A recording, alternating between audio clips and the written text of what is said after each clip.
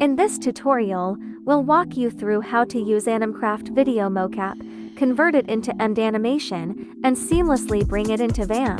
Simply drag in your video and click Start Motion Capture. Preview the extracted animation. Then save and upload it to the animation library.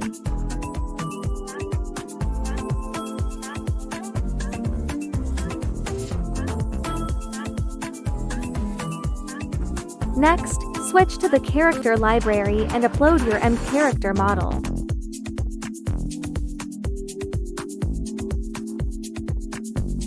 Make sure the correct character template is recognized, so it can properly match with the animation.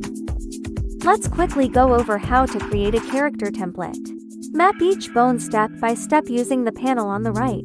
If the bones appear too large, you can scale them down. For the spine, make sure to map from bottom to top, don't skip any joints. Some characters may contain multiple skeletons, so rotate the model if needed to ensure you're mapping the correct rig. Once mapping is complete, save it as a template. Next time, similar skeletons will be recognized automatically. Select your end character and click Merge to combine it with the generated mocap animation.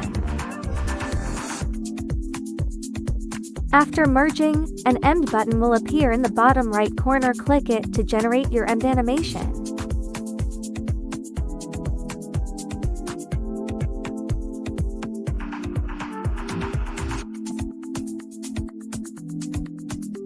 Drag the generated animation into End to preview. If everything looks good, we're ready to move into VAM.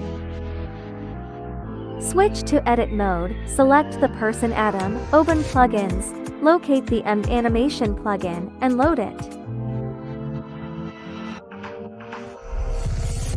Open the custom UI and import the End animation.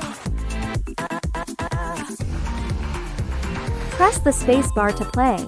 For more detailed tutorials and step-by-step guides, check out our videos on YouTube. We'll also provide sample project files for you to download and explore.